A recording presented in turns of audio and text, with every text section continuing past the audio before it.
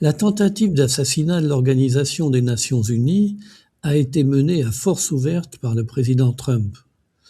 C'est dans la logique de tout ce qu'il a annoncé depuis le départ.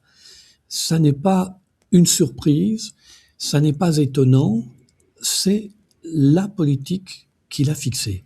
Rappelons le cadre de cette politique tel que je l'ai exprimé avant même son élection régulièrement. Il prend sa perte au nom des États-Unis. Il y avait, dans la guerre froide, deux puissances qui se partageaient le monde.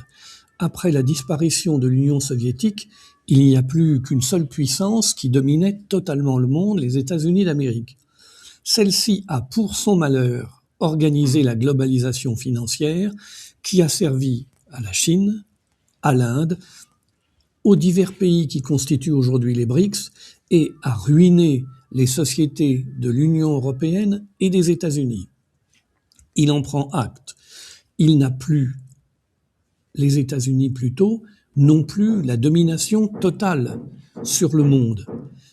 En revanche, ce qu'il compte maintenir, c'est la domination des États-Unis sur leur empire.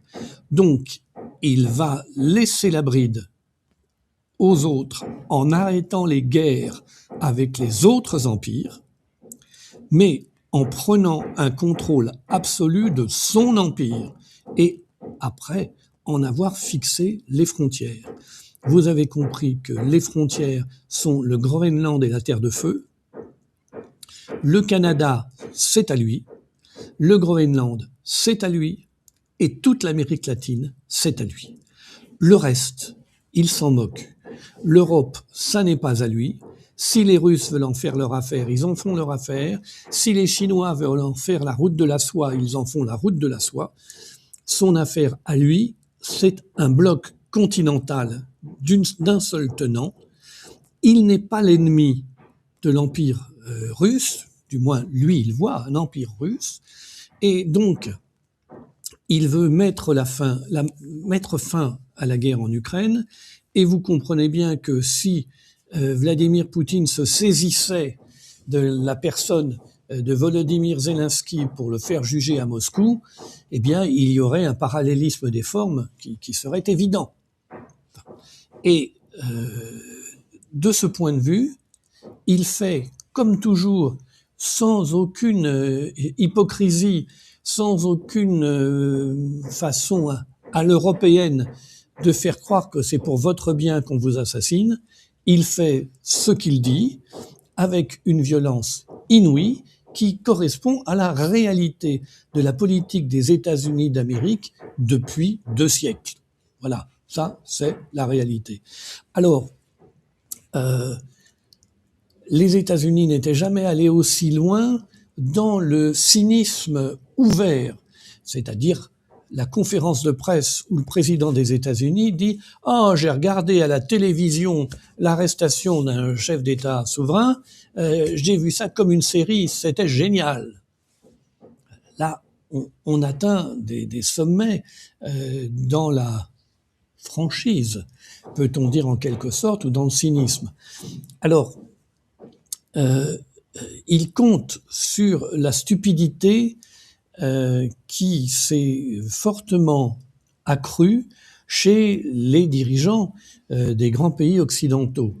Par exemple, ceux qui prennent le doigt pour la Lune, c'est-à-dire ceux qui discutent de savoir si Maduro c'est bien ou Maduro c'est mal. C'est pas la question. C'est le chef d'État d'un État souverain. Est-ce qu'un autre État peut aller l'enlever et prétendre le faire juger par ses cours à lui? La réponse est, depuis 1945 et l'existence de l'Organisation des Nations Unies, la réponse est non. Non et non. Sans ambiguïté. Alors ceux qui disent il faut défendre Maduro parce que c'est formidable son régime, regardent le doigt et pas la lune.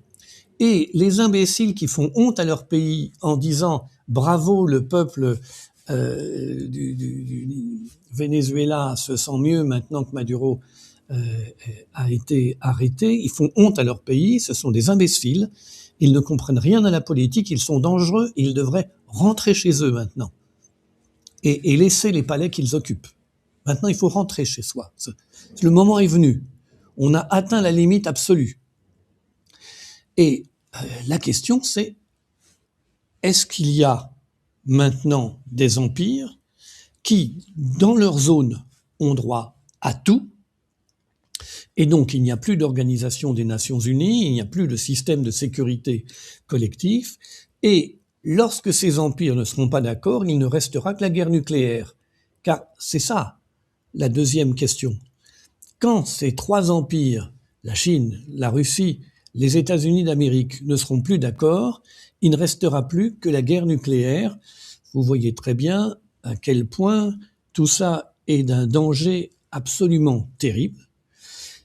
L'État profond américain n'était pas sur cette orientation-là, mais après tout, cet aspect ne lui déplaît pas de reprendre le contrôle de l'Amérique latine et le Groenland, mais il allait lui aussi vers la guerre nucléaire en voulant détruire la Russie, détruire la Chine et faire des États-Unis l'empire universel.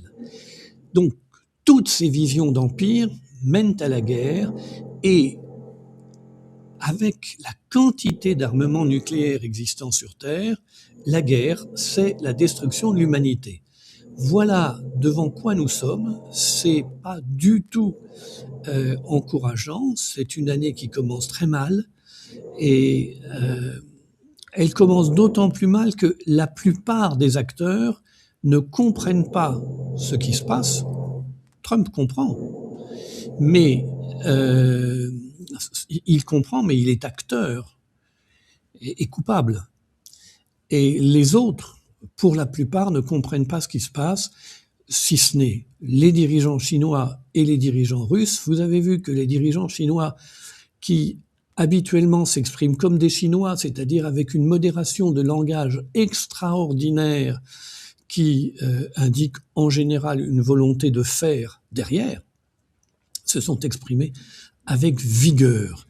Le Venezuela a les plus importantes réserves pétrolières mondiales, sinon évidemment les armes de destruction massive que Maduro portait dans son portefeuille n'auraient pas justifié qu'on le transfère aux États-Unis, car vous avez compris qu'il n'y a pas plus de cartel de la drogue qu'il n'y avait d'armes de destruction massive. Il y a du pétrole dans le sous-sol, et dès qu'il y a du pétrole dans votre sous-sol, les États-Unis peuvent vous considérer comme coupable de tout et se saisir de votre personne ou de votre pays. Trump, de ce point de vue, n'aime pas trop la guerre. Donc, au lieu d'envoyer une armada conquérir le Venezuela, il envoie son armée prendre le dirigeant. Alors, il a au préalable mis en œuvre la doctrine Kissinger. Vous savez, Kissinger, il posait la question, quelle est la force des États-Unis ? Est-ce que ce sont leurs armes? Est-ce que ce sont leur situation géographique? Quelle est la principale force des États-Unis? Et Kissinger répondait quelque chose qui me semble être clairement la vraie réponse. Quand ils trouvent des traîtres chez eux, ils les liquident. Quand ils trouvent des traîtres ailleurs, ils les encouragent, ils les subventionnent et ils leur donnent toute leur place. Vous allez voir comment, dans le régime de Caracas, dans les jours qui viennent, vont se trouver des personnes qui vont chercher les arrangements. On appellerait ça la collaboration avec les États-Unis. L'affaire vénézuélienne est une leçon pour tous les peuples du monde, et elle leur dit ce que Stéphane Rosès dit dans son livre d'ailleurs. Ce qui fait la force d'une nation, c'est la cohésion entre la nation et ses dirigeants. C'est le fait que ces dirigeants représentent, interprètent le peuple. Si il n'y a plus cohésion entre les dirigeants et le peuple, alors toutes les aventures sont possibles. Et vous voyez aujourd'hui à quel point la France est faible. Du temps de Chavez, une telle opération était impossible. Il y avait une cohésion entre le peuple qui avait porté Chavez au pouvoir et les dirigeants, ce qu'ils faisaient et ce qu'attendait le peuple.